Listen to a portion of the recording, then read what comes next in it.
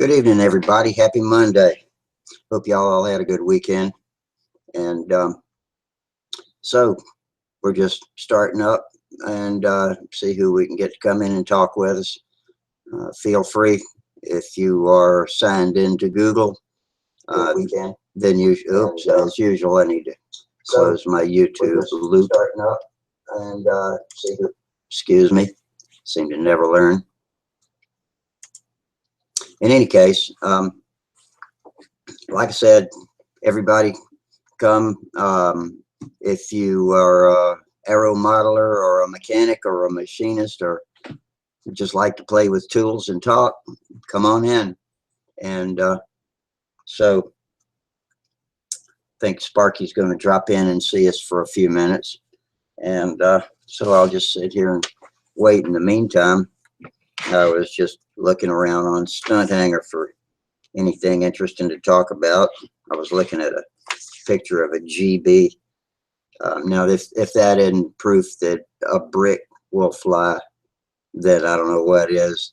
Those are the scariest looking planes I ever saw. I don't think I would accept an invitation to climb into one of those.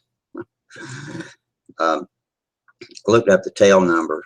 It was in 2100. It looks like it's not currently active, but you can look up tail numbers on the FAA website registry and look up just any plane with a tail number and get all kinds of interesting information about them. Hey, Sparky. Hey, I told you I could come on. It's going to be about 24 minutes now because it's just about my bedtime. Okay. I'm glad you dropped in. That way I don't have to struggle to find something to talk about for 10 minutes before everybody shows up. Right. Been doing pretty good. Have you gone back and looked at any of the ones have you had time to look at any of the ones we did last week? I just kind of skipped through them a little bit. Yeah, I saw the guy from New Zealand and his boys. Yeah. We had a great night on Friday night. Seems like Wednesdays have been just dead slow. I don't know if that's a normal thing or not. Did you find it was that way when you were doing it? Was Wednesday always a slow night? Yeah, probably. So I think what we'll do is we'll just make these Monday and Friday and be done with it. That's good, because Wednesday's always a good shop night for me to get out there and get things ready for the weekend. And I've got a project going now that I want to finish up, so that suits me. And then if you know, maybe in the winter time it's different, but in the summer everybody's active and busy in the summertime. Well, I appreciate you taking this on because I know how hard it is to do. It is. It takes. I mean, it takes a lot of thought. You gotta get your mind ready for it. But I've managed to stumble through and get going, and I'm getting pretty good now at jumping back and forth between the YouTubers and check and see if there's anything they want us to talk about. And that's actually worked out pretty well because some people would rather do it that way. Well, I'm going to, you know, try to do some other things when I get back home. You know, I need to look into some other software and see if we can't bring the chat from YouTube in. Yeah. I just don't know enough about this live streaming, but it takes a lot of study and it takes a lot of work. And here we are back to those knuckleheads that want to give me a thumbs down. Hey, I'm talking to you, knothead. I didn't get a thumbs down on Friday night. I don't think, not unless it's come in since this morning when I looked.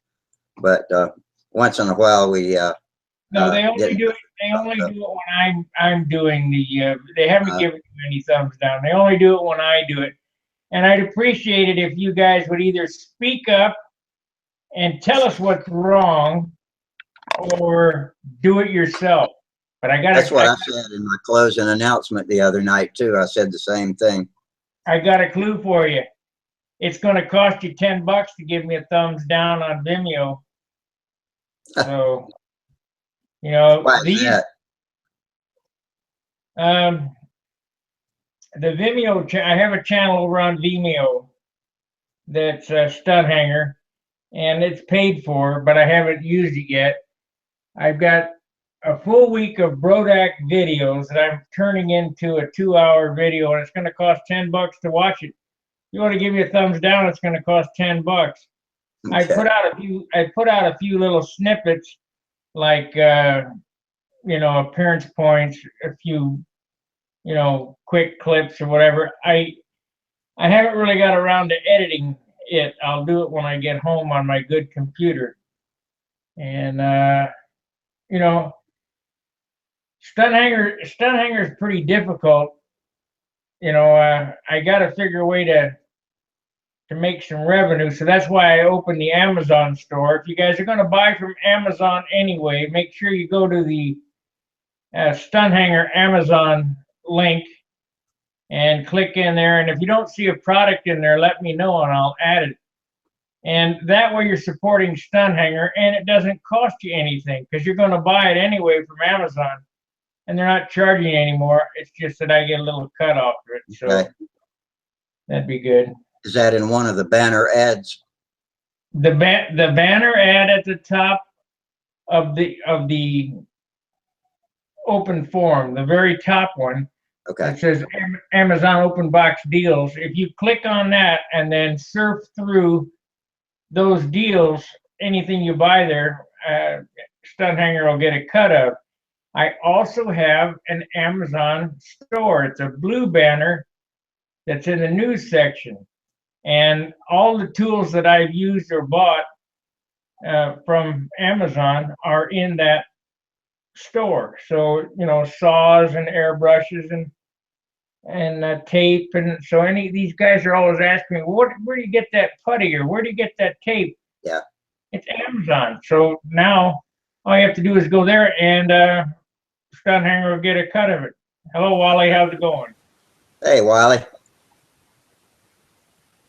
I don't think he's up to speed quite yet. It usually takes him a couple of minutes to get everything running, but when he gets in, he hangs pretty well with us. Wally's been in here for the past 3 nights or so. He's got new equipment, so he's still getting it figured out, but he's an interesting guy. So and we've had Chris Liggy coming in lately. He's a machinist, and so he's been able to answer some questions for me, and we've had a pretty good new crowd of people coming in.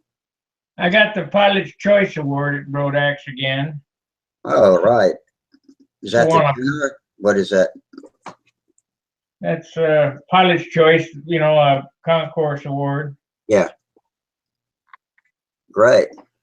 That plane's done you well. Oh, it flies great.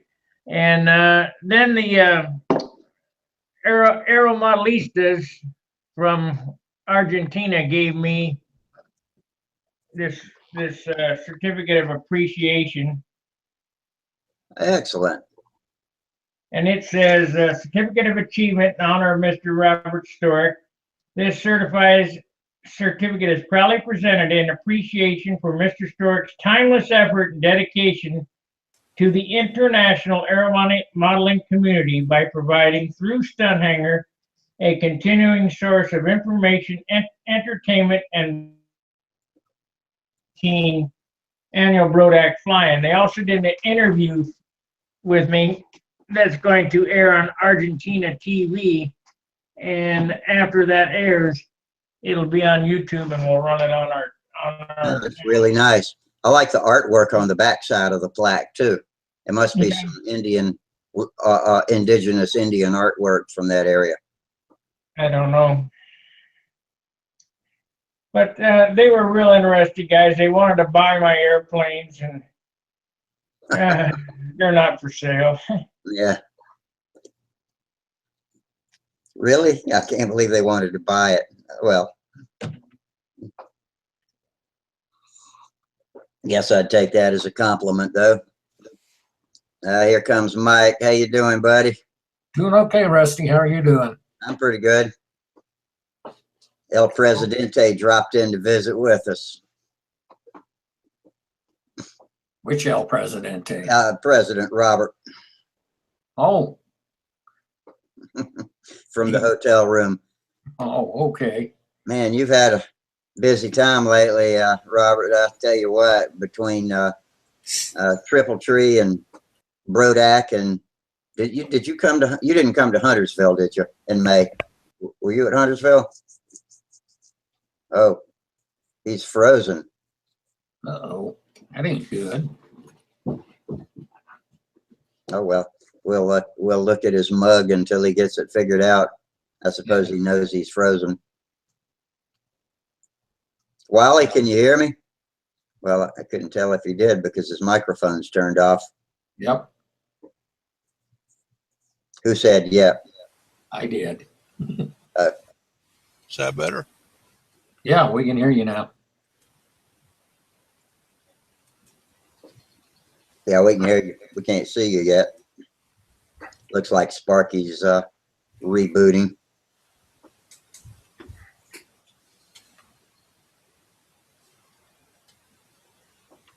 And while we're just kind of fumbling around getting started, I'm going to check and make sure I got all my links posted in the right place. David Miker, I hope that's how you say it, says, "Hey, Rusty." Hey, David. Thanks for coming in. Yep. And over on Stunt Hanger, yeah, I got the link posted over on Stunt Hanger and on YouTube. And of course, anybody that's signed into YouTube can look at the bell up top. Whether I remember to post a link or not, you can always click on that and get a link into the video Hangout. What you doing tonight, Mike? Nothing too much, just kind of kicking back. I had kind of an interesting day or two. My Labrador managed to get his nose bit by a snake. Oh, a rattler. So Rattler? Yeah, he's all buffed up, but he's gonna survive anyway. In our backyard, so I gotta get weeds and stuff knocked down and some wood moved and find the dang thing and get it out of here. Yeah, do you know what kind of rattler it is? Probably diamondback. Yeah. That's what mostly is in Colorado, I think. Western diamondback, yeah. We've got eastern diamondbacks here, and they're big, fat snakes, but not very long. So they only get to 4 or 5 feet long, but they're just huge, thick snakes. I think the western's longer and a little narrower usually. Mm. Yeah, the ones in the cowboy movies are always longer looking. Yeah. I saw a cowboy movie the other day. It was funny as hell. It was called A Million Ways to Die in the West. And other than Charlize Theron, I don't know any of the actors. One of the star of the show might be an actor that everybody knows. I just never have been good with knowing actors' names. But that movie was hilarious. If you ever get a chance to watch it, turn it on and record it or watch it. That thing's funny as hell. What was it? 100 Ways to Die in the West? A Million Ways to Die in the West. Yeah. Okay. Well, like I told you guys, if Charlize Theron's on it, it can't be all bad. That's true. Yeah, you got it working again, Sparky? my internet connection's not worth a shit. It just dropped. So Yeah, we saw you locked up there.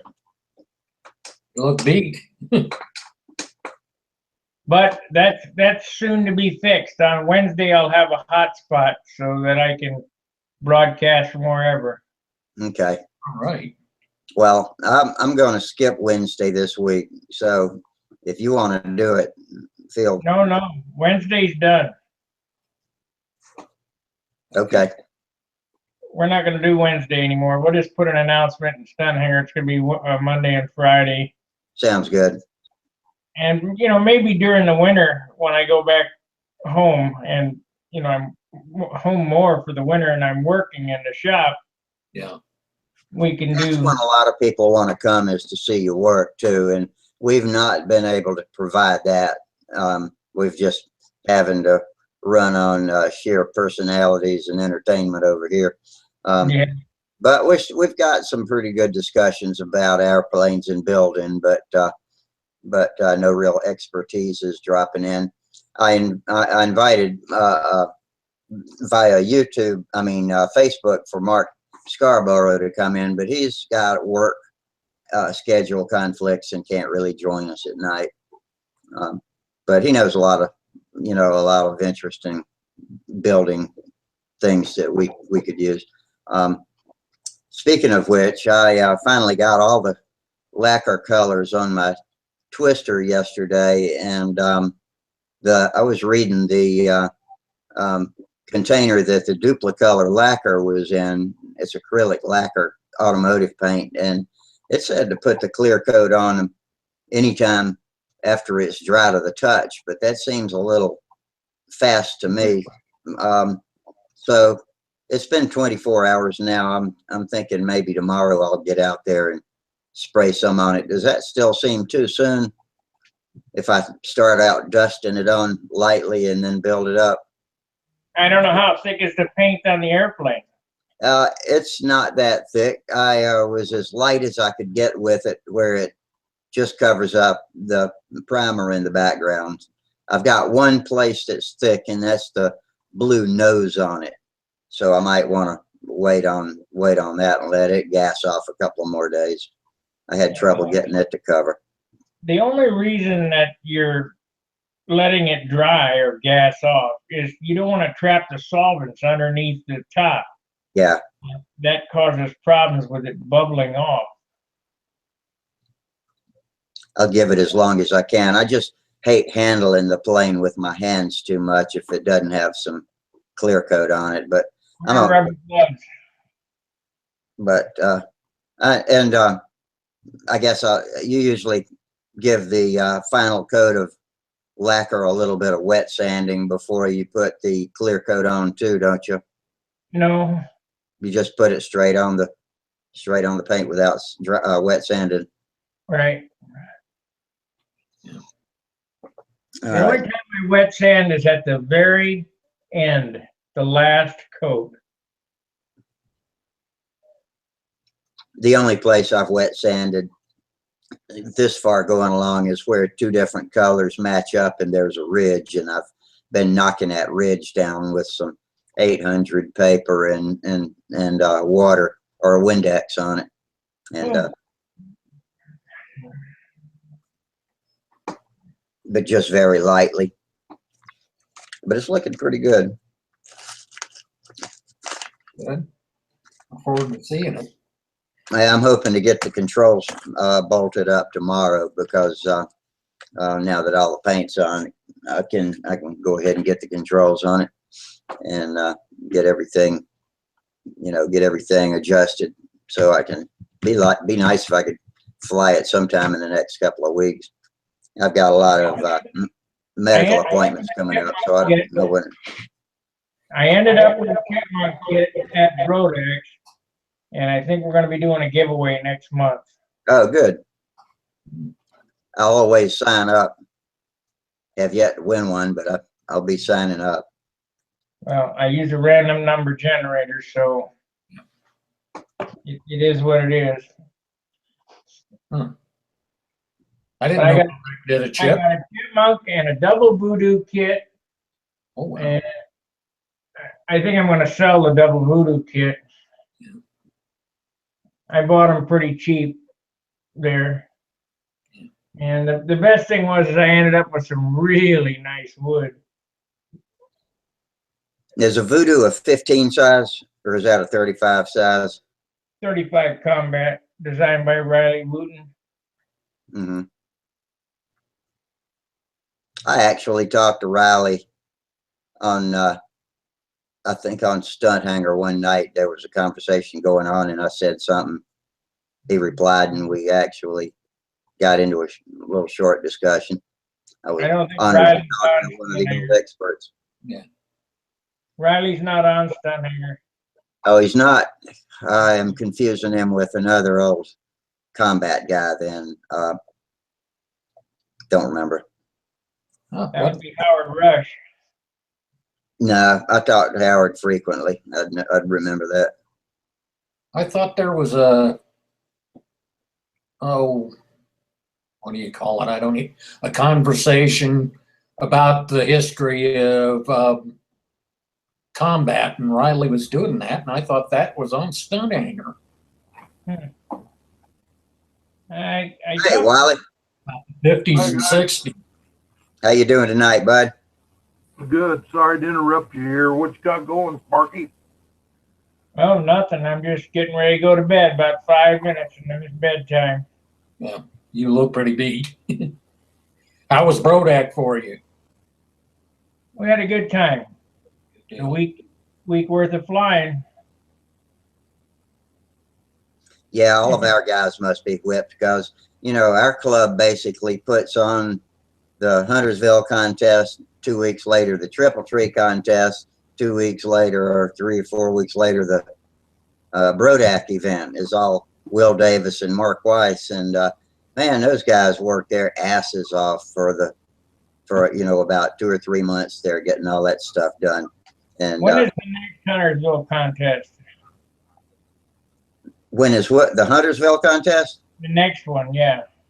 Oh, the next one is in October.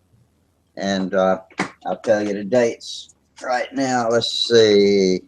Make sure they're on Stunt Hanger because I won't remember them. Okay. I'll go ahead and say it, anybody, for the benefit of whoever's watching. Because we're planning on being there. Yeah, it is October 20th, 21st, and 22nd. Okay. Mid-late October. That sounds like a good time. Yeah, it's usually almost always a beautiful weekend. It's the last contest of the year. Pretty much, except for the KOI. Now it's in December. We ain't going to Florida. That's just way too far. Yeah. I had planned on going last year, but then that was after I sprung my neck, so I didn't go down for that. But maybe this year. I got it on the calendar. We'll just see how we do. I'm going to a contest this Sunday in Muncie. Oh. And it's not at the AMA. It's at the old Flying Circles. Oh, wow. Just one of the local clubs putting it on? Yeah. Alan Goff is putting it on. I don't have a flyer or anything, but then I was given a flyer for a Georgia contest, but that's a long haul for us too. By Tom Dixon. That's one of the Dixon's contests, isn't it? Yeah. But that's a long haul for us, you know. Yeah. I think Wayne and some of our guys are planning on going down to that, but that's not so far for us. Virtually all of them are extreme long hauls for me. Not quite as bad as the West Coast, but yeah. No, you need to go. You need to go to Whittier Narrows and Sepulveda Basin that way. Yeah. And then you might also want to go to the Iowa contest. That ain't too far, or Olathe, Kansas contest. They have relocations in that area. What about Kentucky? That's a pretty good ways from you too, isn't it? Yeah. I'm going to Kentucky. I'll go to Paducah in September. Yeah, I'd like to go to Kentucky. I think Don Jenkins is going up there. I don't know who else from our group. I'm kind of in an odd location even for Colorado. I'm about the same distance from Amarillo as I am from Denver. So I'm kind of. Yeah, we were talking about that the other night. I didn't realize how far south, because you're in South Colorado, right? Yeah. Yeah, we're out in the middle of nowhere. Me and Mike. Yeah. Big time middle of nowhere. Yeah. Probably the nearest contest for me, unless they have that Rocky Mountain Stunt Championship up there in Denver again, is Albuquerque, and that's Tucson, Arizona. miles. Tucson, Arizona. In March. Go to Thomas Creasy's watching us over on YouTube. He wants to know where my hair is. Yeah, I cut it all off, Tom. Why is Tom Creasy over here? Yeah. I don't know. He might be busy or something. Sometimes he watches on YouTube and sometimes he comes in with us. Yeah. Well, guys, I gotta go. It's Sparky, thanks for coming in for a while. Anyway, Yeah. Have a safe Yeah. trip back home. that won't be till Sunday. Well, take it easy, Sparky. Thanks for Yeah. dropping in and getting me kick-started tonight. That always helps when somebody comes right in. All right, guys. Appreciate you supporting Rusty. The hangouts will be Monday and Friday. Whenever 9 o'clock are you doing them, or 8 o'clock, whatever whatever you decide. Yeah, 9:30 Eastern. That seems to be working for me. I will return to normally scheduled broadcast as soon as I get home. Otherwise, we're going with Rusty. Yeah. I'll hold down the fort, and so far I hadn't set Stunt Hanger on fire, so I must be doing all right. Yeah. Like, subscribe, share, spread the channel. We're still growing. So till I see you again, tight lines. Tight lines. Thank Good night. See you later, man. yeah. All right, our overseer is gone. We can do anything we want to now. Now the party starts. Party starts. Actually, I did not cut my hair off. It's there it is. Yeah.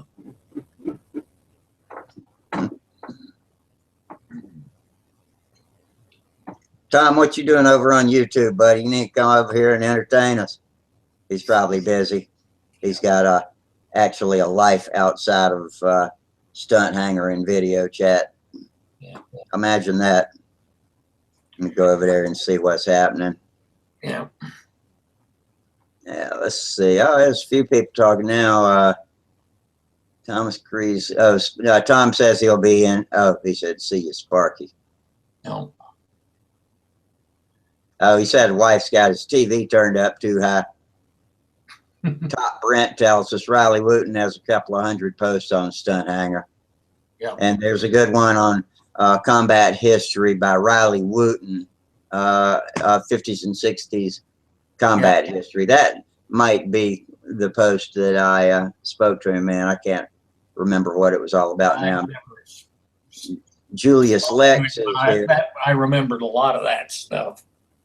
Julius Lex is in here. He says, hey, what's up, guys? What's the topic? And right now, we're just kind of going with the flow. So if somebody comes in and tells us about what they're building, I was talking about the paint job on my Twister a while ago, asking Sparky questions about when to put the clear coat on it. And it sounds like I can go ahead and do it about any time now. So probably maybe tomorrow I'll get out there and get a coat on it, at least so I'll feel better about handling it with my hands. I hate handling the bare paint with my fingers because anything that gets on it is so easy to mess it up. I already got one spot where I went through the paint on the nose trying to clean up a spot of the dark blue on top of the white.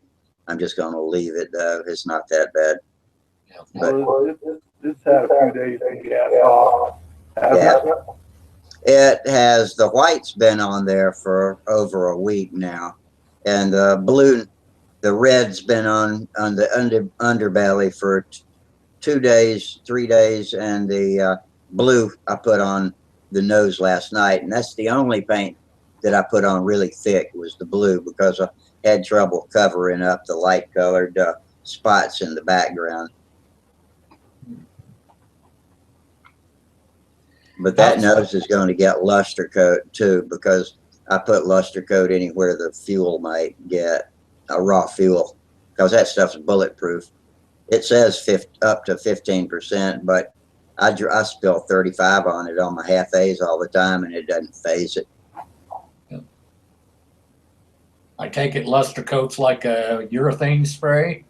No, luster coat's more like a dope, but it's more like a plastic. It's I guess it is sort of like urethane. You know, I don't know much about paint formulas, but what I do know about luster coat is it smells like dope, it gases off like dope, and dries extremely fast, but it leaves a plastic film on it. So if you ever try to sand it off, you got your work cut out for you to get it all off, because it comes, you can even grab corners of it and peel it after it's been on there for a long time. It's still soft plasticky like that, but it's good for fuel proofing, and it's heavy, so just put it on the front end, you know, from the lead edge up, maybe on your fillets under and over the wing where the exhaust gas is going to blow. But I don't like to put it on the rear end of the plane because of the weight factor. But a lot of people complain about luster coat. It comes out with spittle and spit, and what I've found is that you have to shake it up. It says 3 minutes on the can. I always shake it for at least twice that long. But before I start shaking it, I get the can really hot, where it's almost too hot to touch. I either hang it in front of my space heater, or I put it in some hot water on the stove, and then get it good and shaken up and apply it hot. It's also good for sealing decals too. Either that or dope on the decals is fine. So if you do those things and be sure and purge the nozzle after you use it, you won't have so much trouble with the spitting that everybody complains about with luster coat. And when I say luster coat, I'm talking about the crystal clear. It does come in a full line of colors that match the monocoat colors. It's top flight stuff, so it matches the monocoats. But all I use is the clear. Because if you paint a whole plane with luster coat colors, it's going to be a brick when you get through with it. So I go with the acrylic lacquer by Duplicolor. It's super light. It's a lot like dope. It dries instantly, and nothing's left of the color. Dope are just really close relatives. I think the only thing Hey, different Chris. dope Good night, bud. a little bit, so it doesn't crack. Yeah. Hello. Hey. What you been working on since we last saw you, Chris? Anything? Just working in the days. Well, yeah, working today, and I just got done. Got all the decals on the plane, on the Nobler. I put that little air dam inside that cowl. Yep. Yeah. Oh, yeah. We were talking about that. Let's see if I can get a picture of it. I don't know if I'll be able to get in there, but see if you can see it. Looks like we got Steve looking at us out of the shadows there. Yeah, how you doing tonight, Steve? Hey, pretty good. How you guys doing? Doing good. Pretty good. Sparky came in and helped me get it kicked off tonight, but he's tired from a hard day's work and a hard weekend flying, so he's hit the sack now. Is he still in Ohio or back home? I'm sorry, what'd you say? Is he back home now, or is he still working? No, he's still working. I think he said he gets to come home Sunday. Oh, okay. He'd been out on the road for a while. Yeah. I see Chris is showing us his Nobler back there. I got to get a flashlight. I'll be back. Okay. So you about worn out from flying at Brodak, Steve? Yeah, that's for sure. And I got home 20 minutes ago from work. Oh, gee. This week, and I was home for 5 minutes. I got called back out, and then I got home about 9:45. Oh, boy. It's been a long day. You had a rough day. Yeah, you got to get caught up on Monday. when I was Especially gone on Monday last after week. a big week and a weekend. I have got a cat climbing the window blinds. Y'all hang on just a second. We can't have that. But what the hell are you doing? Yeah, Attacking the blinds. there you go. Now you can get out there. Leave it to a gato. Good Lord. I thought he was going to bring the whole thing down.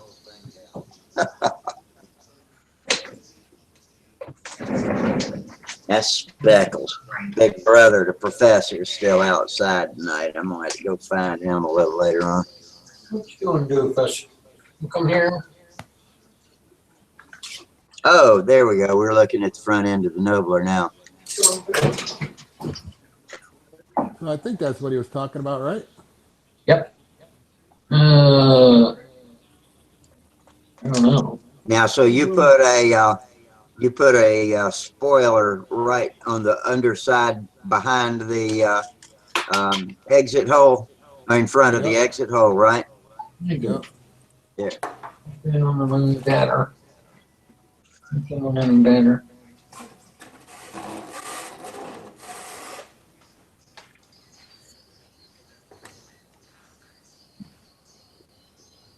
Can you see it in there? Yeah. I think so. That looks pretty sharp. Hopefully that works like it sounds like it will. Yeah. What's that? I hope Put a so. serrated edge on it.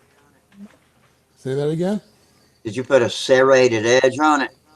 No, it just looks that way from The shadows from the vents the or the yeah, fins? the fins are doing. Yeah. There's probably I don't know, probably an eighth of an inch clearance around the whole top of the head. Hopefully that's enough. It should be. I mean, I could always grind it down, Yeah. you know. There's plenty of flow around the sides. I figure when it hits that spot, it's going to shove all that air right down through those fins Yeah. and then out through the back. Hope so. It's a worthwhile experiment anyway. Well, that's the whole purpose of this, isn't it? Yeah.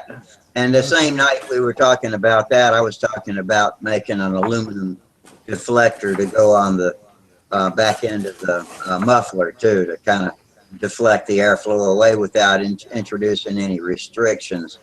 Yeah. Yeah. So I got it all balanced up with just the tongue muffler on it. So I figure when I go for the first flight, I'll put that tuned pipe on there and it'll be nose heavy, A little bit. pretty nose heavy. Well, yeah, nose heavy is a better way to start for a maiden flight anyway.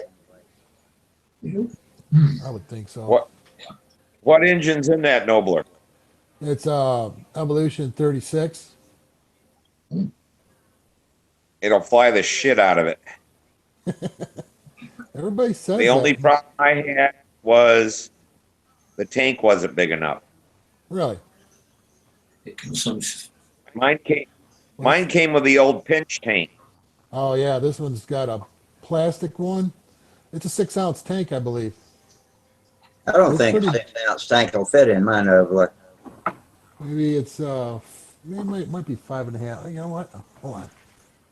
Might tell me right here. I'm putting a 4-ounce tank in mine, so I'm hoping a 35 will fly it. I got an FP for it. Yeah, FP should be plenty. It depends on the weight. We'll see. This is a spare parts construction I've got going here with spare ARF parts.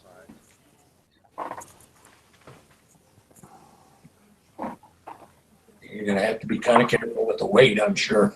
I don't think a Noble gets too heavy. I don't think they fly all that well. I don't know. Actually, I was talking to Bob Zambelli about it, and he's had a 50-ounce Nobler that he said was the best flying Nobler he's ever had. Wow. Maybe it's not Yeah, this one. touchy to it. It's something more. Yeah, this one weighs 41. Oh, that's not bad. That's what my twister weighs, 41.7. This right here. Yeah, you're probably going to have to add about 3/4 of an ounce of tail weight on it to get it to balance. Yeah, I think I got that much on there right now. Yeah. Let's see. Yeah. You did you go with the tongue muffler or did you go with the regular Yeah. muffler? Right now I balanced it with the tongue muffler on it. And you're right, I have 3.25 ounce on the back end. 3 pieces Yeah. of that lead shot. That balanced out pretty nice. And then the guy said to run a tuned pipe on it, or the side muffler. It'll be a little nose Yeah. heavy. So when I get used to that, I'll just take it off and swap it out and put the stack on the side and see how squirrely Oh. it gets. What you do is if you really want power, You order the 40 size muffler, Okay. and it's about inch and a half longer. It's got like this piece that goes in the center. Yeah. It'll really make some power, and it doesn't. That little piece of aluminum doesn't add anything for weight. You mean a Maybe a baffle? few grams. Is it like a baffle? No, Just a it barrel. lengthens out. It lengthens out the muffler and gives it more Oh. time to Really? expand it before it hits the chamber. Acts like a Right. little tune pipe or something. I don't know, Right. but Yep. we use them. I use them on Inyas. I use them on. I got one on a LA-46. They all fit on there. I think they're like $11 or something there from Horizon, but it's Yep. for the 40. The 40? Yeah. I've got a couple 46s, but that's way too big. Yeah, that's a different size muffler. Yeah. The 40 is that same case as the 36. Oh, really? Yeah. Yeah. I was gonna wonder about that because the 46 I got, I was thinking about putting in here, and it's like way too big. It's a big fat motor. I seen the 40 line motor, but they never did make it. I seen the prototype. Minnesota Mike's watching us, and Tom just dropped in. Yeah. And Tom Yeah, was, I didn't see that ponytail behind you. I didn't see that. I thought maybe you cut that off. I was like, holy Yeah, I crap. thought he got a haircut too. Well, it looks good, short. Well, hello, Steve. It's actually not all that short. So I just put it in a ponytail. That's all. Got tired of it being in my face. Ugh. Minnesota Mike says hi from over on the other side. Okay. I said hi too. Were y'all in here when he had his race car behind him the other night? No, I wasn't. I'd like to. He got a badass Dodge Dart with a 440 in it, and I forget whether he's got a tunnel ram or a blower sitting on top of it, but all engine. He ain't running any artificial power, no nitrous, nothing like that. All motor. Yeah, I didn't realize that Horizon they had a take apart SB11 that the Evolution 60 was supposed to go in, and I seen the 40 control line motor that had a regular sprinkler system in it, like Randy's. I don't know if he developed it or whatever, and they didn't bring any of it out. And when they didn't bring out the SB11, then they canceled the 60 engines. That's why you can't get them anymore. Okay.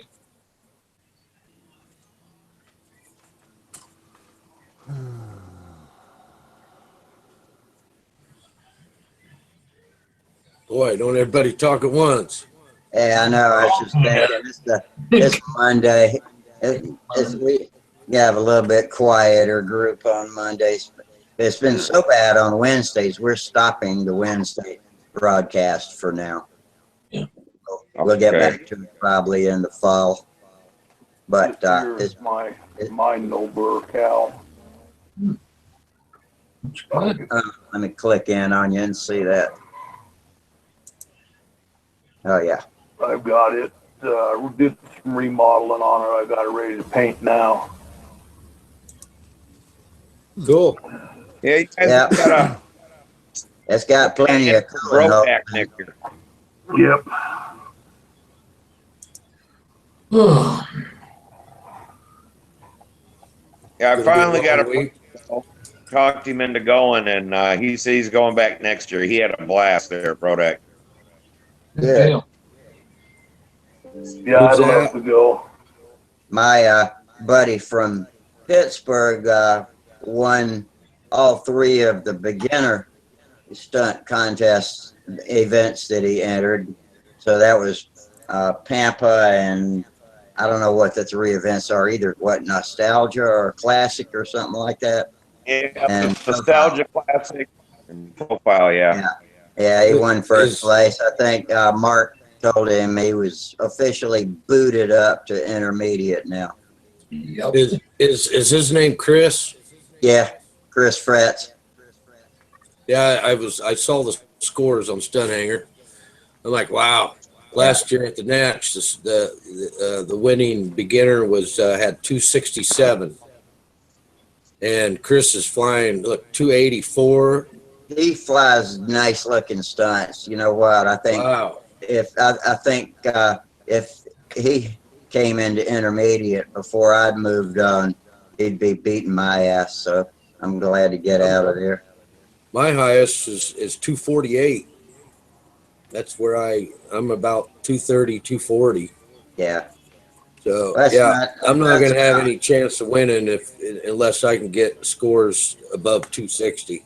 Yeah, well, two 240s and 250s are what I've been averaging, and I think I'm just kind of mired in this, and I won't get better until I go up to advanced and start flying against some people that are better than me, and then I'll start really buckling down and concentrating, because I don't always concentrate. Sometimes I just get out there and fly like I'm practicing. And if I want to get good, I need to get serious about it in the contests.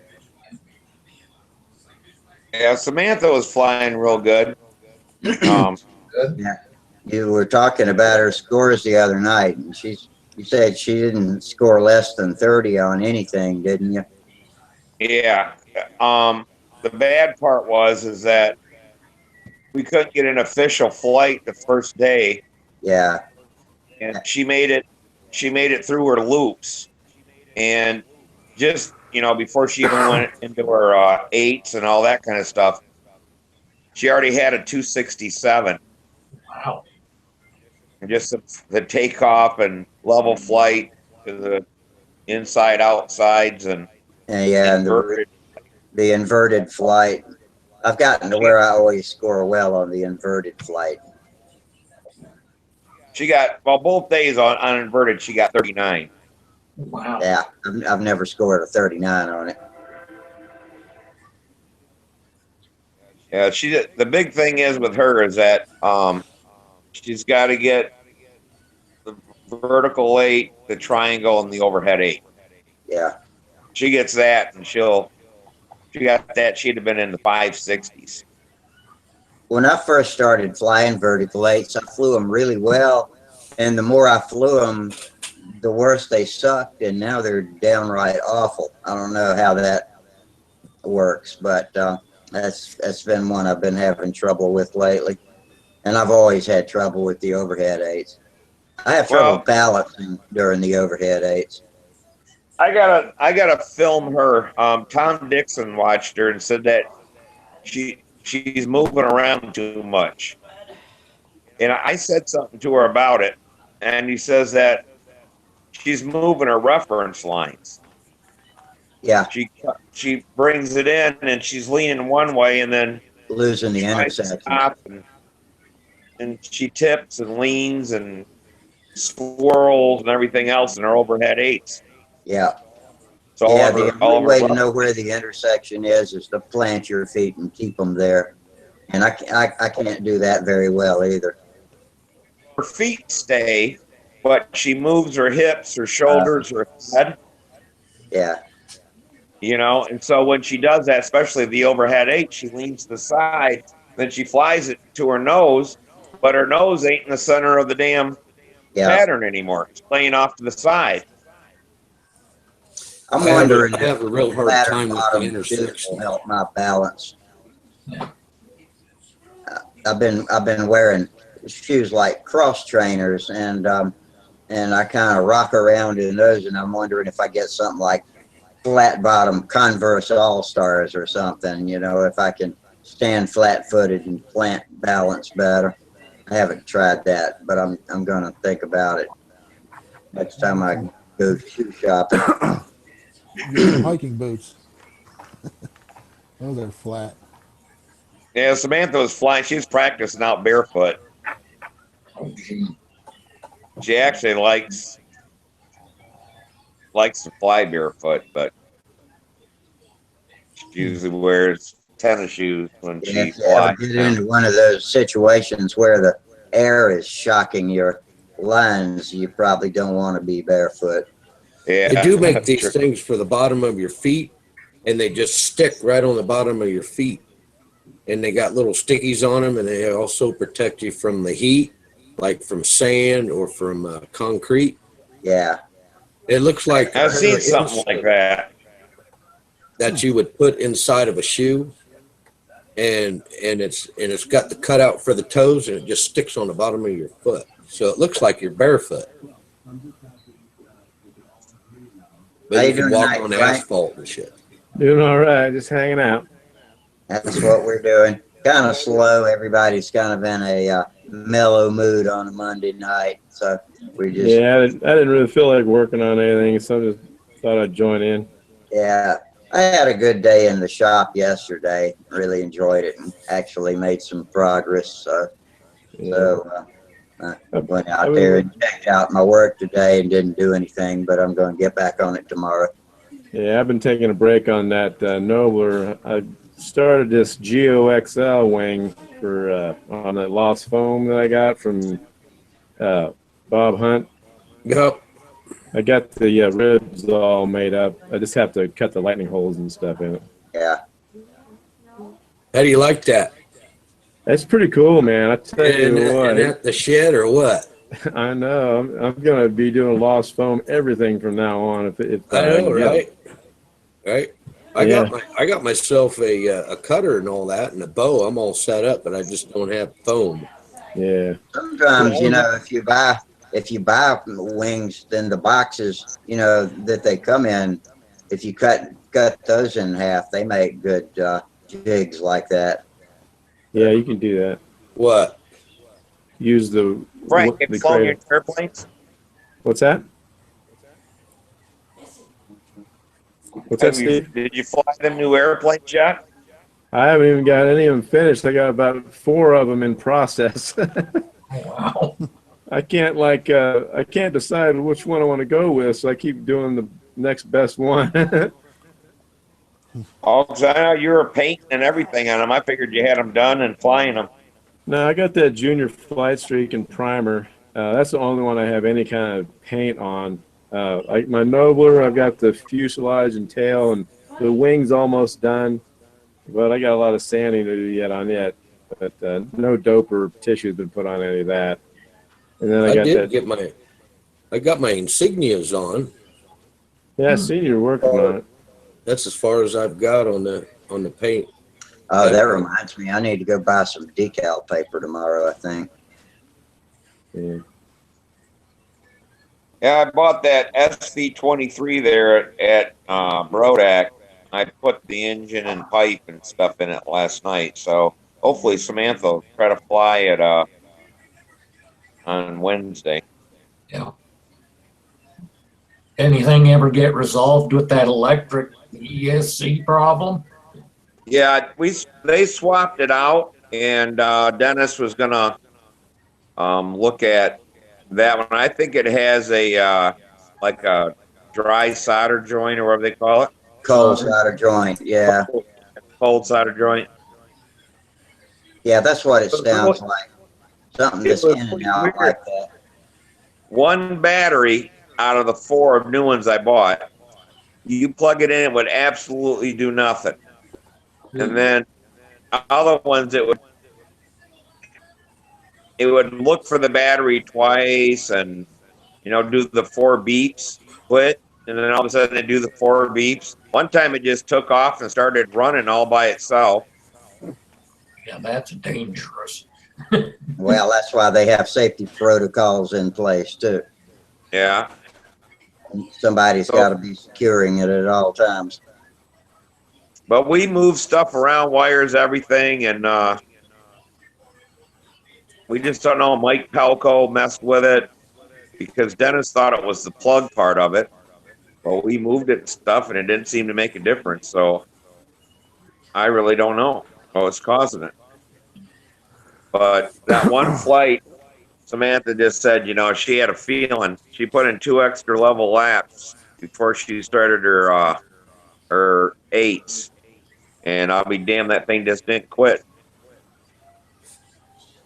Let's see. Here's a YouTube report. We got a guy, Magnum 3145, would join the Hangout, but doesn't have. That's me. That's me. Oh, okay. And Charles Williams, hello everybody from the Northwest Indiana. Keith Colbert's here, St. Francis, Maine. Wow. And Is Minnesota can't Mike, get of in? course, Clovis, California. So we got a good viewership over there on that side. None of the viewers can get in. Is that the problem? I think some of them don't have their cameras or mics ready, and I think others just prefer to watch it that way. Oh, okay. I'm getting better about checking on them, though. At least tonight, you know, I remembered to post the link and actually click the send button, and so the link is there. In fact, I think I'll repost it just in case they missed out on it. Go do that right now. I got a question. How does the tip weight affect the flight of the plane? Well, it counterbalances the weight of the lines and the torque of the prop so that your wings fly level, but you want to fly it upright and inverted while somebody outside the circle watches it, and make sure that if the tip's flying high, then when you flip, if the outboard tip's flying high, then when you flip over inverted, is it still high or is it low the same amount in the opposite direction? The latter would be a flap adjustment. The former would be a tip weight adjustment. Okay. Yeah, because That Former, what do you mean? You mean with inverted and right side up, the wing tip would be up? if the wing tip is up or down both ways, then it's a weight adjustment. If it's up one way and down the other way, then it's a flap adjustment. I got you. Yeah. Yeah, because the book says right off the bat to stick an ounce of weight out there. That's a lot. I usually start with 3/4 of an ounce, but every plane's different. Yeah.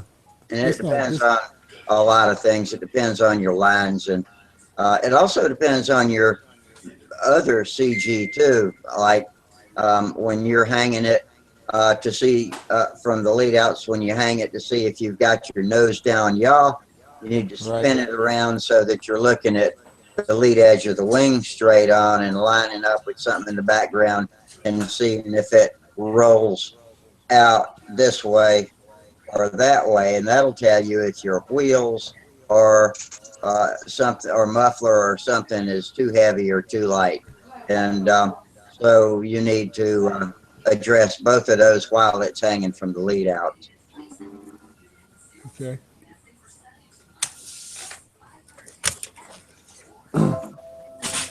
Hopefully next weekend I'll be able to get this thing out. Yeah. It's ready. I'm anxious. What are you building, Chris? Just a Nobler ARF. Oh, okay. Top flight? Yep. Okay. It's the only one available from Top Flight. I can't believe they don't make more, but I don't know. Yeah, if this one works out, I'll probably get a couple of Brodacks or something, you know. Yeah, I'm building a Brodak Nobler right now. Yeah, you built the kit though, right? Yeah. Yeah. It's before the yeah. laser cut. Mine are all die crushed. I hate that. I do I too. won't buy anything that's die cut, man. I know it sucks. None of those ribs are the same. You know, they're all they're all like, you know how the crushing makes the top like real thin, and you go to sand it, it ain't the right shape. Not the right size anymore. Yeah, I know it sucks. they should make everything oversized to account for that, but they don't. I know. I've been thinking about calling Bob Hunt for a Lost Foam Brodak Nobler wing. You better up to printing that wood.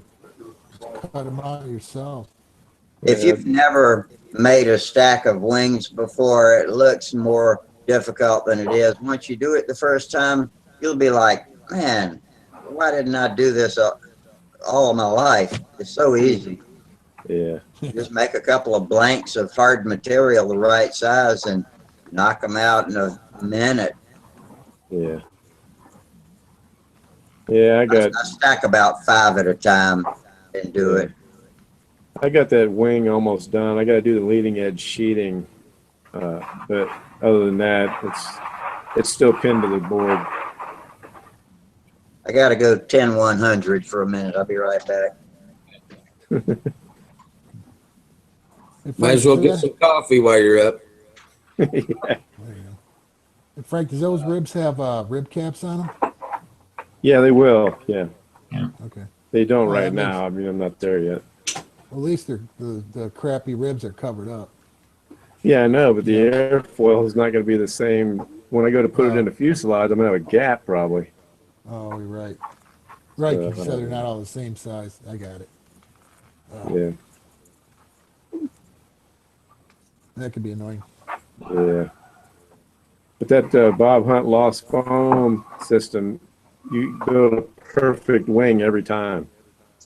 Yeah, the ribs when you sand them are the exact same angle on the edge that they need to be to get inside the leading edge shell, and they fit perfectly. What is that process? Lost foam? Lost Foam. Contact Bob Hunt on Stunt Hanger or email him, Robin Hunt.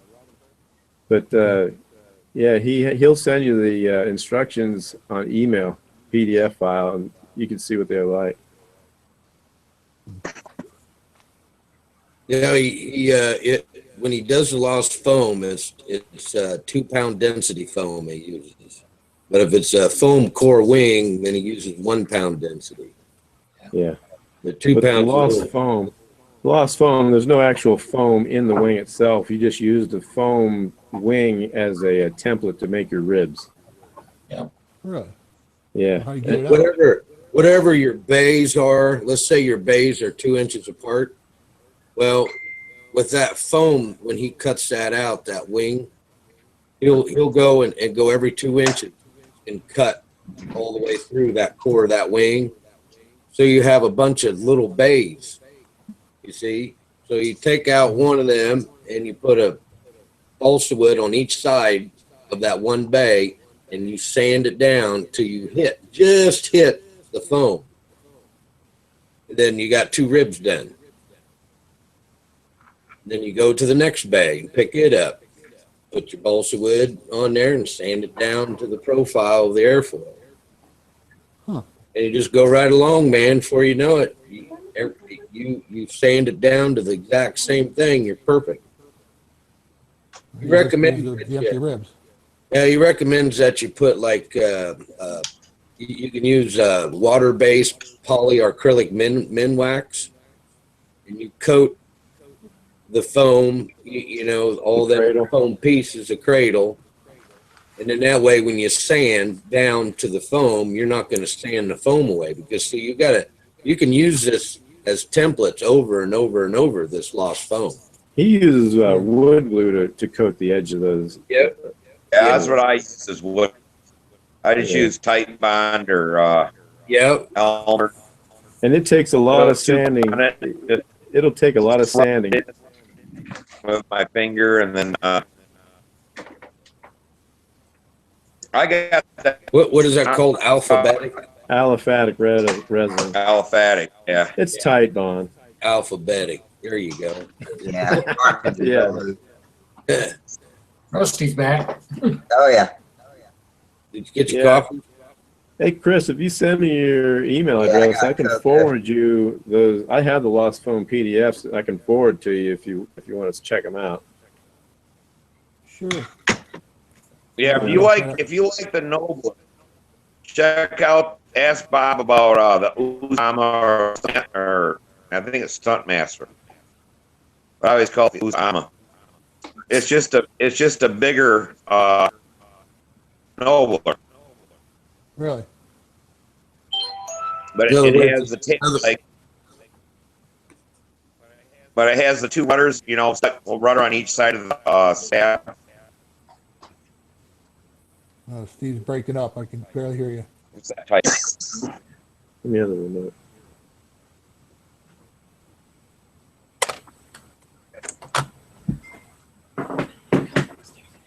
Yeah, hopefully this winter I get that one done. You're doing an Olympic, you said? It's like an Olympic, but that is called the Usama. That's what Bob Oh. named it. I think it was called the Stunt Machine. Yeah. Is the real name of it. Yeah. But because it said USA AMA, he says, "What in the hell is this Usama?"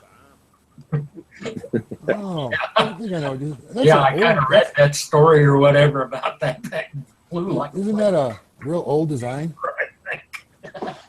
You did not like that name.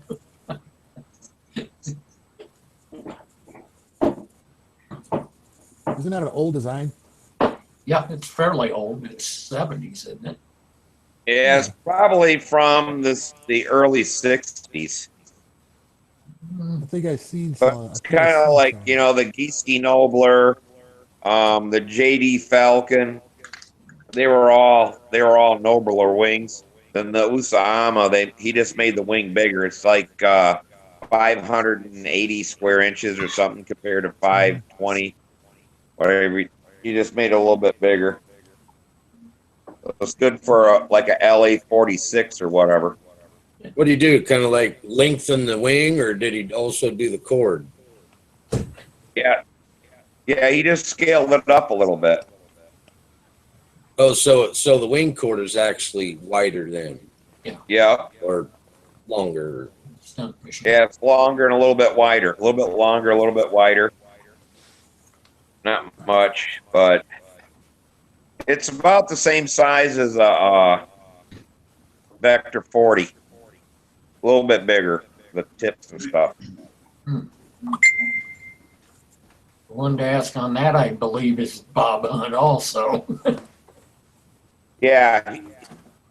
Yeah, you can get the plans from AMA, and then he'll make the wing, and he can make you a tail if you want that, or you can do a build-up tail or slab tail, however you wanted to do it. Yeah, he can make you any wing, radio control or control line. Yeah. I've never built up stab or rudder. Man, I love them. Yeah. I like Well, I what's like the advantage other than weight savings? Man, to me, heck, I can make a 3/8 thick, half-inch built-up stab, and it's lighter than a 1/4 inch thick piece of balsa wood. Yeah. that. And like a solid stab. Yeah, That solid wood works too. I guess if you want to build an airfoil into it too, it's easier to do that. Yep, sure is. Yeah, I take and mark the high spot on it, and then sand the airfoil in it. Well, it's not really a true airfoil because it just comes up and flattens out. It doesn't narrow back down. It's supposed to be better that way, from what I heard. What? The thick, nice and thick, doesn't have to have a full airfoil on it. They say the blunt ends on the on your leading edges make it for a better stable flight. Well, it's Now- just either you have a rudder with no airfoil on it that's out, kicked out 1/8 of an inch to cause the tail to swing in, or else you put an airfoil on it to create the same effect. Isn't that it? But yeah, the original Vector and all that kind of stuff, they all had airfoil stabs on them where you stand up to the high, what you consider would be like the high point of the wing, the high point of the tail, and it Yeah. flattens out. And then your elevators actually then make the rest of the airfoil. I know what you're And talking about. being tapered, they stay out, and it makes it, so it don't hunt and stuff. That kind of gets back to the discussion that was going on about a month ago about building thicker stabs for that same reason. It makes them more stable. Rather and blunting them rather than rounding them. But that's for thick ones, and so far I don't have a plane with a thick enough airfoil where I think it would make a difference. That's for more for big planes than the medium-sized ones that I fly. Does anyone know? Well, no, because Samantha's building a Tempest, which is like a Vector 40, same wing, different wing tips, but the stab is 1/2 inch and 3/8 for the elevators instead of 3/8 and 1/4. So it's, you know, it's another 1/8 inch thicker on the stab and on the elevators. So we'll see if that makes the airplane fly different than, you know, she loves the Vector and shit. Yeah. But it's got the same thickness as like a SV11, the same thickness of the stab on it. By now, she's probably pretty well in tune with minor changes you make in the trim too. Is she able to identify a lot of that, you know, as intricately as some of the other experts we see on Stunt Hanger? No. She won at Brodax. She won beginner and stuff there with this airplane, and we got her, build her up on Vector and stuff like that. She wanted to go to a bigger airplane, and so I'm like, can I have the airplane that you won beginner with? She goes, yeah, sure. It went in the burn pile after I tried to fly it. That was the worst flying airplane I ever flown in my life.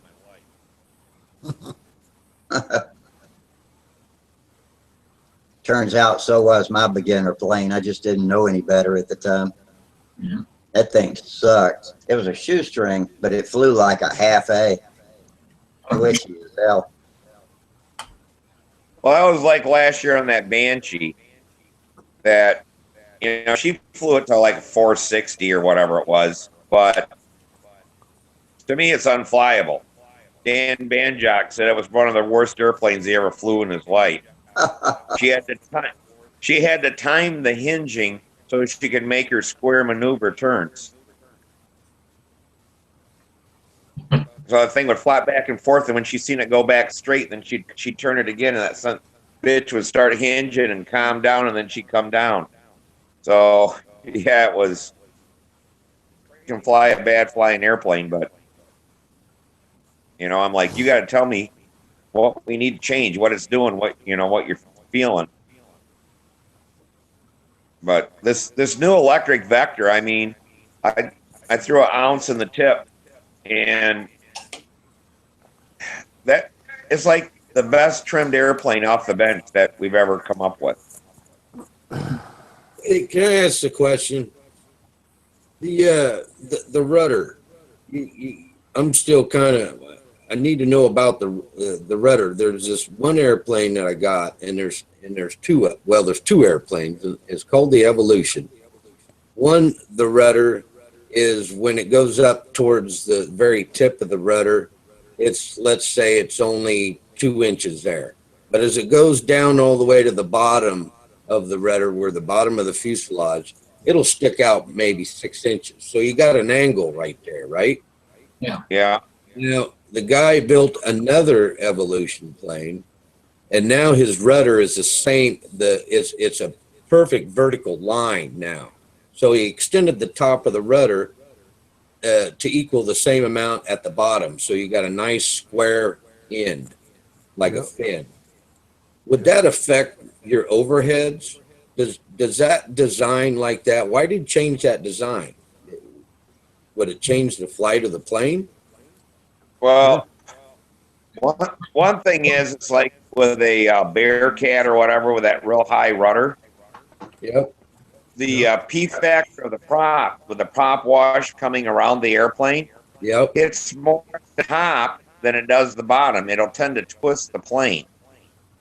That's why in the center of the airplane, they make the rudder bigger. They'll make them shorter and stretch it out. At the bottom. That's why, like, Right. right, like the Olympic, that had, you know, that doesn't even have a rudder like you think it has them on the, you know, the outside of the stabs, and they're symmetrical, so that when the prop wash comes around it, it hits both top and bottom the same. And if you look at Igor Berger's Max B, that has equal rudder on top and on the bottom. Could I show you a picture to make sure that I know what I'm talking about? I know exactly what you're talking about. Yeah, hang on a minute. Yeah, if you can screen share a picture. Okay, you can see my cursor. See the rudder right there? Yeah. Yep. Yeah. Now, this is the same, it was a different airplane that he built. Now look what it, see, that was the first design right there. See that angle? Yeah. Well, see now the plane that he has, see, he squared that off. So I saw that and I was curious on what, let's see, how do I shut this off now? They're probably just I think lines that's to better. balance that. Like I said, it balances the how much rudder is above or below Whoa. the wing and the stab. Okay, I'm back now. I'm sorry. I forgot this. I forgot how to shut it off. Thought I was tripping out there for a second. You was. Now, is that an electric or is it IC? They're gas. They're nitro. So I was just curious of why was that change? Why did I you don't build know. He must have thought he needed more rudder or something. I know that with this electric and turning the counter rotating prop, you got to trim them different. Maybe he just needed more weight in the tail on that other one. Yeah, that could be. Yeah, that little piece there that he extended to make it square, that wouldn't amount to any weight, really. Oh, you put paint on that. What I was thinking was when you do your overheads, what's the fuselage? It's flat now. It's your airfoil, Yeah. right? Well, I didn't know if having a straight edge on the back of that rudder would affect that airfoil when it was in flight, well, during your overhead. It probably has I some don't kind know. of that effect. If it does, I wouldn't know how much, though. It probably would affect it somehow because you're doing a loop. You're raising the nose, and anytime you raise the nose, I'll be right back. The propeller bites more, but you got the slipstream going around there hitting it. It's going to do something, but I'll be darned. But most people just put a rudder on them, you know, like some of Bob Hunt's airplanes. I think that World Championship plane of his didn't have a rudder on it. No, it had that long, extended, not real high ventral fin or whatever, or dorsal. Yeah. I am not a huge fan of that airplane. What a lot of offset on the drives me crazy. engine. What I airplane's think it's that? called the Genesis. Oh, I like the Genesis. That's a nice looking plane. Yeah, I That's like a really cool looking plane. I want a rudder of some description, not a fin, a straight fin. I don't know. Personal taste, I guess. It just never. I never. Does it look like Kind of an looks eel? like a flying eel. There you go. Yeah.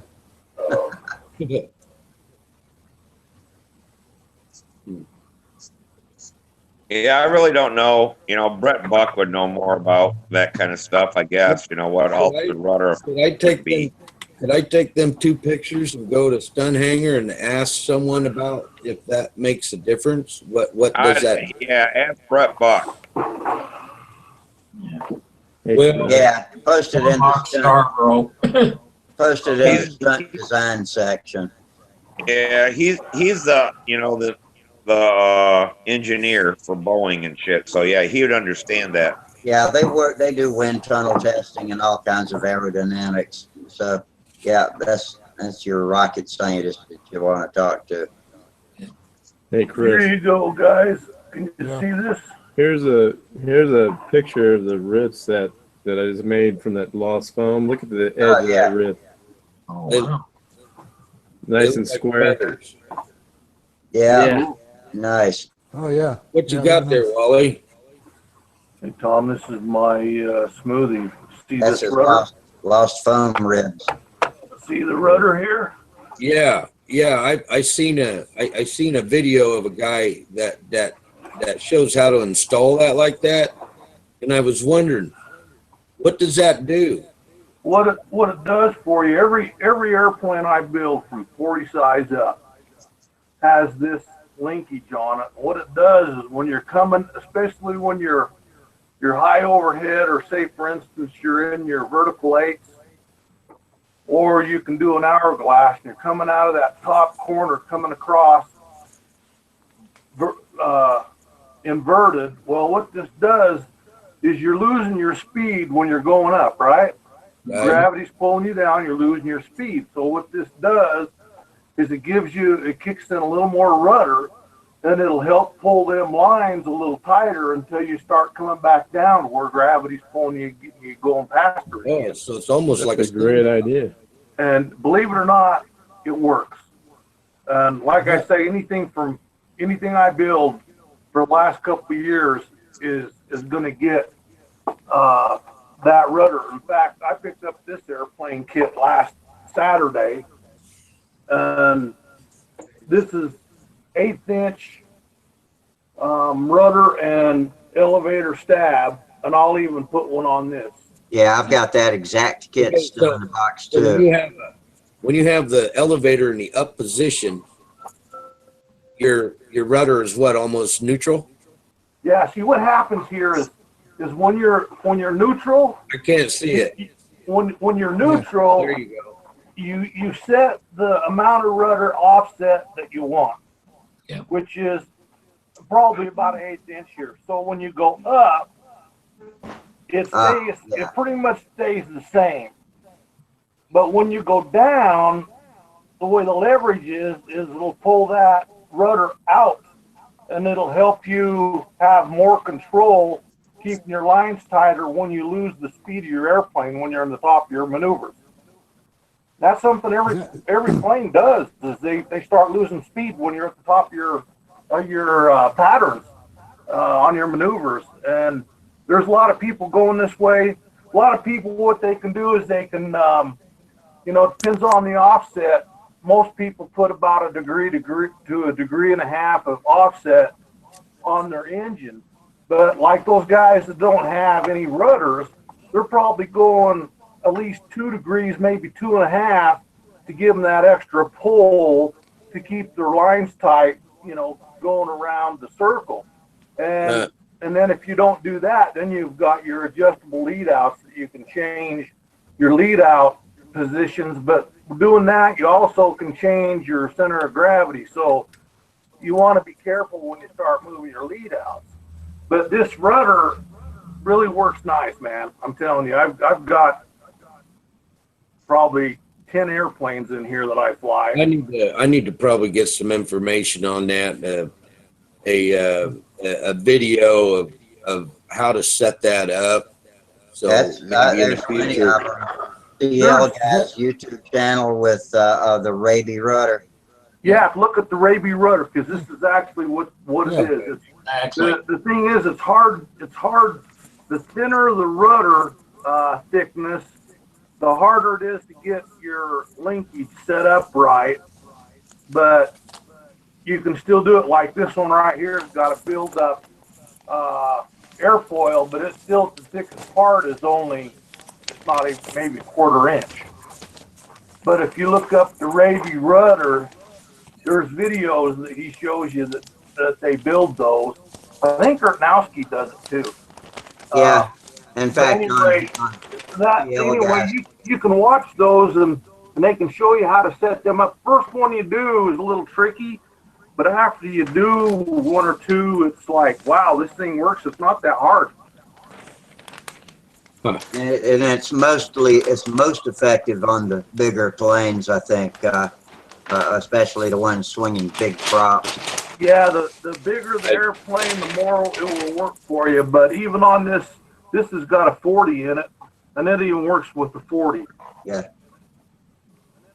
So it's some Now- like maybe anything like You got like a ball link type of, or a ball and socket there on your elevator that's wiggling the rudder.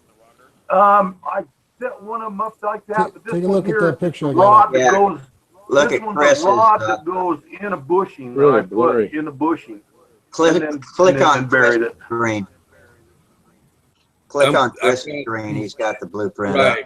Let me It's kind of check that out. blurry though. Yeah, Was it? there you go. That shows the linkage right there. I can't see it. It's blurry. It's blurry, but that Yeah. shows Oh, okay. what you're trying to do. That's pretty cool. Any better? Hey Tom, if you Google or if you YouTube in the search for Raby rudder, the first video is Wendy doing a Raby rudder. Oh, there you go. That'll show Okay. you how to do it. And you can get some ideas on there to how you do it. And like I said, I've set 2 or 3 of them up, well, actually more than that are different, to work with the application of the way the airplane's designed. But it'll give you some ideas on there. Like I say, the ball links work. This one here's just got a regular nylon horn coming off the rudder that is the 049 control horn. Then I put a snap Type nylon. swivel on there through a threaded rod. Then threaded rod's a good thing to have because then you can adjust it. And also your horns, you want different, like this has got 4 horn holes in it. I can take and change my leverage on, is it too fast or is it too slow? So you move it in and it'll speed your, it'll pull it in farther. You pull it all the way out to the end like this one is, and it's a smoother, it doesn't move that much as far as it would if you put it on the inside hole. So it's just something, you look at those and get some ideas. And after you set an airplane up this way, I tell you what, you will be impressed. It's kind of like the way they couple the ailerons with the or the flaps with the elevators, only with the rudder, right? Yeah. Pretty much. Yeah. Yeah. So the This here, it's all about, control horn. it's all about the right amount of leverage.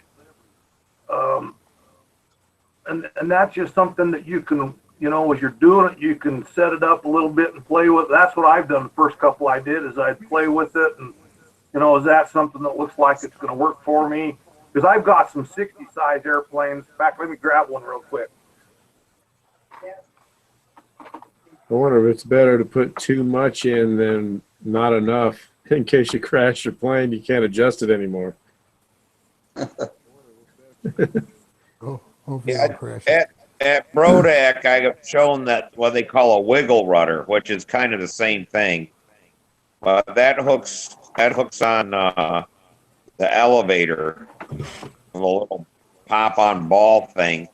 It goes back to the rudder. It's just they mount it below the center line of the elevator, so it goes up one way and it doesn't do anything the other.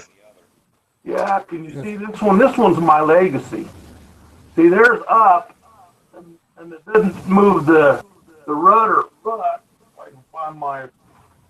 Now, see, this one doesn't move as far as my other airplane because it's like Rusty says, this one here, the bigger, the more effect you get. So you don't need as much. But that one right there, that's in full down. So maybe you can see a little better there. See, and that's full up right there, and then full down. I don't know. Can you guys see that? Yeah. It's That's no- right at the edge of the picture, but we can see. Yeah. Now it's. Anyway, that shows you the movement of this rudder. And this is pretty small rudder here that I did, but Yeah. How does it only work on one, like on down and not up? I don't understand it. The way it is your linkage comes off the very bottom of your elevator. So when you push it to go up, the linkage arm doesn't really push the rudder. But when you go down, then it pulls it. And when it pulls it, then it brings the rudder out. And that's how it works. Okay. It's really cool the way it's set up. Which side of the horn? Which side of the horn does it go on? On the outboard side or inboard side? Yeah, it's offset. This right here, I've got everything right here internal, and it's built internal into my elevator right here. But this is the push rod right here. It comes out like, say, that's just the 049 control horn right there that's bolted on it. And I've got this one in the outside slot too. But that's all there is to it. See, this one here was embedded right here in the corner of the balsa wood right here, coming off the leading edge of my elevator. That's how you do it. And then the like say the thinner it is, the more of a bump you would have right here, because this right here is flat. But on a 40 size airplane, you would have to bring this out, a little ways to where you actually get the leverage pull that you need to make it work. Yeah, you need a little meat on there. Yeah, but what I did was I took some music wire, bent a 90 in it, got my length that I needed, cut it off, and then I threaded it. I actually have these threaded. And then I put my clevis link on there, whatever they call these, hook up to my control horn. And that way you can change your adjustment in and out. And what I did on my 90 where I embedded it is then I had, you say for instance, you've got that 3/4 of an inch long. Well, then you cut your bushing to go over that, which is out of brass bushing. I guess you could do it out of aluminum too, but I did mine out of brass. Then you cut that a 1/2 inch. Then you can take your Dremel and put a couple of round grooves at the end of your rod, and then you can put a little bit of copper wire on there and solder that on. Hey guys, I gotta go. Yep. We'll see you, Chris. All right, Probably. Okay, man. But We'll see anyway, you then Friday night. We're not doing Wednesdays anymore. All right, sounds good. Have a good one. right on. See you, Steve. See you, Steve. But anyway, then you can glue it right in there. You can make a groove that'll fit in and put it in there and glue it, and then put whatever you need to go over the top of that to hide it, and glue that on there. The thing is, you want to keep working your rod where you don't get your glue where it glues into your rod, so it don't work, and then you're there. It works really nice. I like that. That sounds like a good project for an upcoming build. And it doesn't take much more at a time to put that in your airplane. Believe me, after you fly one, I tell you what, you'll be sold, man. My Cardinal would probably benefit from that. Yeah, you bet. Hey, Rusty, I was watching some of your videos today, and you were Uh-oh. He locked up just when he was talking about me. busting around with those little 049s. You still play with those? Yeah, you locked up on us for a minute, so I didn't hear all you said, but I do once in a while, not often enough. I get out and fly. I got two of my favorite planes have Norvell 061s on them, and both of those are seizing up. So I need to mill off a little bit of the nose. It's just binding against the drive plate, I think, when it gets hot. But my little Satan is the only one I can go to and pick up and fly right now. But that's a fun one to fly. Okay. You see the refried bean? That was my old jumping bean that I hacked up and put twin tail booms on. That I don't know if I've ever seen it, but that sounds like a cute little plane. Really? Let me see if I Yeah, can I saw find a that. picture of it. I'll show it to you. Let's see, refried bean. I saw that one with your find a little 010, Which one? little TD 010. Is it like a 010? Oh yeah, yeah, the little TD 010? micro ringmaster. Yeah, that's what it was. The thing was tiny. I got one of those, little 10. I just never knew what to put it on. I'll make myself a little control line out of that thing, fight in the backyard. Let's see. Yeah, I got a control line event coming up in September, and I got this Viper kit, you know, and it's got a diamond airfoil in the kit, built up wing, built up fuselage for an 049, and I picked up a Norvell with a tank and muffler on it, and yeah, I go down and I want to put this kit together. I opened up the box, and I swear to God, when I opened up the box, the wood just went like a pretzel. Oh no. Every bit of it's a pretzel, and the die Oh, cut, yeah, that's the cool. ribs. I put them all together, and I got 2 or 3 ribs that are a 16th or a little more smaller than all the others. So by the time I got it all sanded down, I'm half the airfoil now. So I'm like, I just took the wing and just went. Oh, Can y'all see the picture of my refried bean? Yeah, I see it. There it is. I got that was a little jumping bean, and so it was so broken up there was nothing left. The bell crank had pulled out of it and smashed every rib up to the wingtip. Lucky it didn't come through that last rib. So I hacked off the nose, which had been hacked off many times, and built a beam mount nose out of plywood, and chopped the fuselage off the tail and put those twin booms. And I also added static fixed flaps to the back of the wing to give it some more wing area than that Norvell 061. And it's that plane weighed 7 ounces when I got through, and that's a badass little plane, boy. But it folded a wing. It's just I got it taped back on right now. So Fast. yeah, it's fast. It'll get ahead of you in a hurry. I was doing lazy Not how eight fast just to you get my mow, how balance well back you mow one day fast. when it folded the wing. But yeah, I renamed it from Little Jumping Bean to the Refried Bean.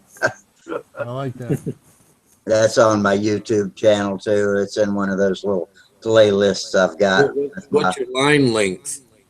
Oh, probably, let's see, I think I was flying on 45 feet. 45. Maybe 40. 40 or 45 is what I fly most of my fast ones on.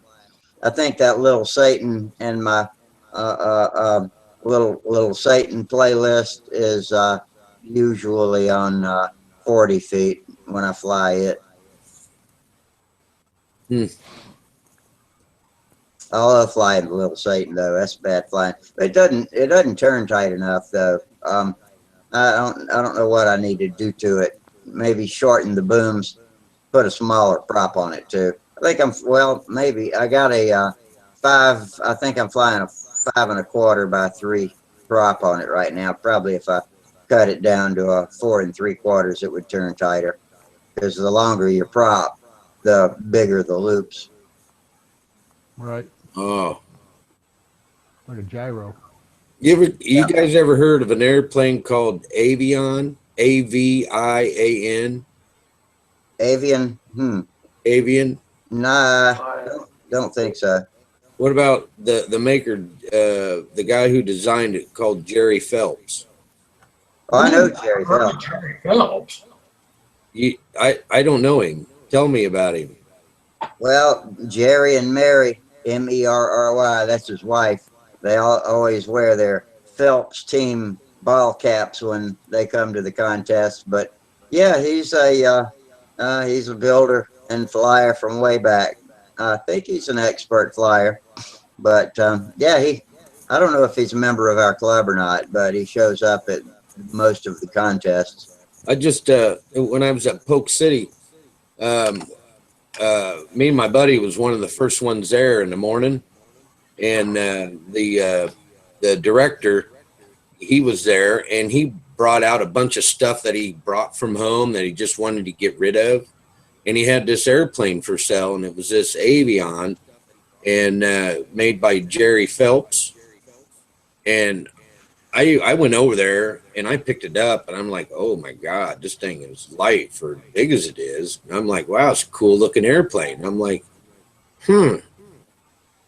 So I was like, wow, I'd like to, this is a cool airplane. He goes, how much? I said, I got to get this. So I got it.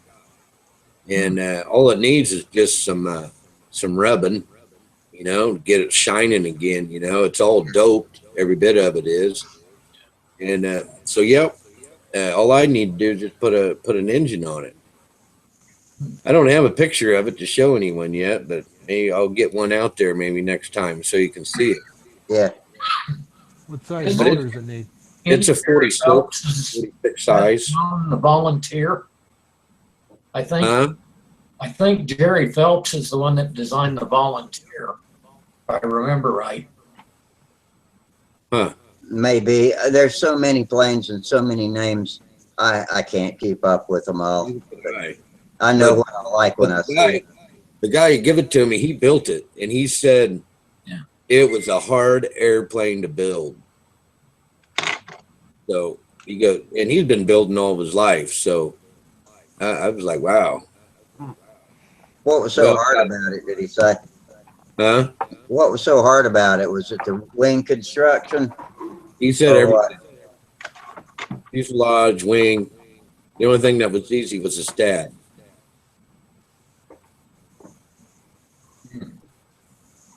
He said he won quite a bit of contests with it. He flies expert. Huh. I'm curious about that one. A-V-I-O-N? A-V-I-A-N. Yeah, avian, like a bird. Oh. Yeah, that's exactly what it is. It's a bird. Huh. I'll have to get a picture of that bird. I'm not quite picturing in my mind what the bird looks like. I'll have to look it up and maybe get a stencil or something, or and get that on there. See if I can find y'all some more cool pictures of planes. I'm about falling out for some reason tonight, Rusty. So I'm gonna Are you? call Yeah, it I a gotta night. get going too. I gotta go to work in the morning. So you guys have a I've good got night. school in the All morning. right. We'll see you guys. All right, see All ya. right, take it easy. See ya. Chris still there? You still hanging in there? Oh, there he is. Hey, on your Nobler, I seen you was talking about the cowling on it and balance. Yeah. You got a balance yet? Yeah, I think I do. Yeah, I got it balanced out. It's got like 3/4 of an ounce on a tail, and I balanced it with the short muffler on it, so that if I want to put it on in the field, I can do that. I'm gonna start off with the big muffler, the tuned pipe, or whatever you want to call it, the tuned muffler. Yep. I'll start off with that because it's a little heavier. It'll be a little nose heavy. And There's if I my- make a pet, The Osprey. That's my Osprey. Yeah, that is actually a Skyray.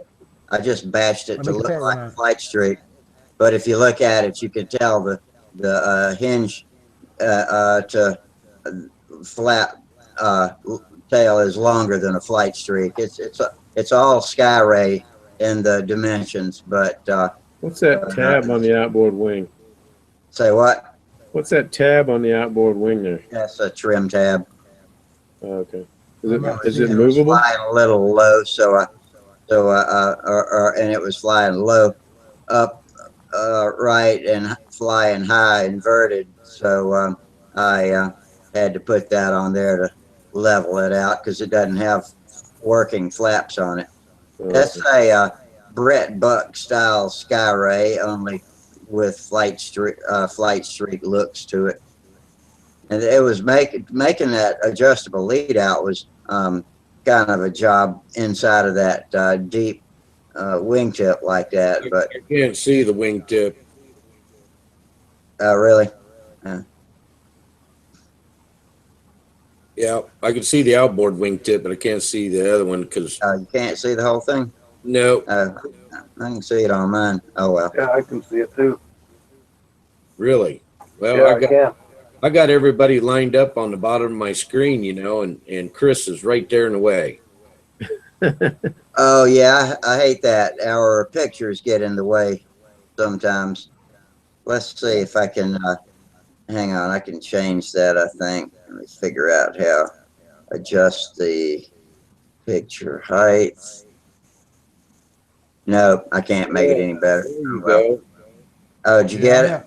Yeah, I can't see nobody. you can't see nobody. Yeah, I'm gonna get off here too, guys. Okay, man. All right. See you later. Frank. See you later, Frank. I'll see you Friday. I'll talk to you later. All right. Bye. Yeah, I'm gonna get going too. You guys have a good Okay. night. All right, see you, man. Yeah. Yep. I figured it would be an early night tonight, but that's all right. We'll see y'all Friday. We'll hopefully have a entertaining session. We got some good laughs last Friday night. That was Oh, pretty that good. was a ball, wasn't it? Yeah, I watched you guys. That was funny. I watched. I don't have my comedian lit up tonight. Me neither. I don't know why. Yeah, I watched it. It was kind of interesting, especially with I just loved it. The guy from New Zealand that came in with his kids. Yeah, Oh my God. Them kids were so proud and so excited about their airplanes. old Gerald. Did you see me shock myself on my fly swatter? Huh? Did you see me when I stuck my finger through the hole in the fly swatter and shocked myself? No. Oh, that was the highlight of the whole night. Oh, that was great. And then we was trying to talk him into putting his tongue on it. Oh.